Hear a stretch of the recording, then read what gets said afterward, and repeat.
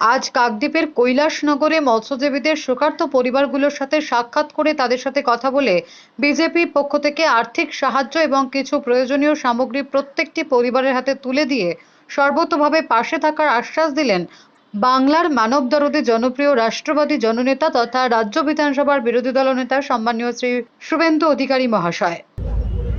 একজন ছেলে জানতে চেয়েছিল তৃণমূলের পঞ্চায়েতের হাজবেন্ড, আমি চিনি, ওর বউ এখানকার পঞ্চায়েত ছাপ্পা মারা পঞ্চায়েত।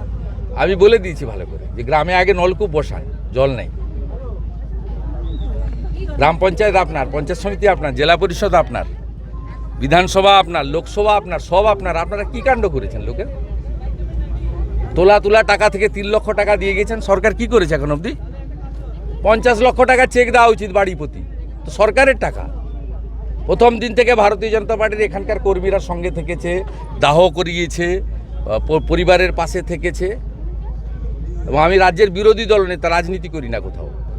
আমরা আমাদের দলের পক্ষ থেকে আজকে প্রত্যেকটা পরিবারকে 1 লক্ষ করে টাকা এবং কিছু সামনে পুজো আছে, কিছু গার্মেন্টস বা কিছু রিলিফ মেটেরিয়াল দিয়ে গেল।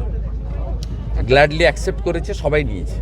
একটা কথা আপনি বললেন যে বার্ধক্য বা বিধবা ভাতা যদি চালু না হয় আপনারা ব্যবস্থা। বার্ধক্য ভাতা, বিধবা ভাতা 1000 টাকা করে দেওয়া হয় এনওএপি প্রোগ্রামে, ন্যাশনাল সোশ্যাল অ্যাসিস্ট্যান্স প্রোগ্রাম।